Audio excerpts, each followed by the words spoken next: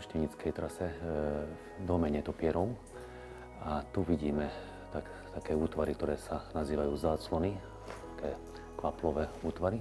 A v nich tiež nachádzame netopiere. Pred chvíľou sme videli podkovar veľké, ktoré visia voľne.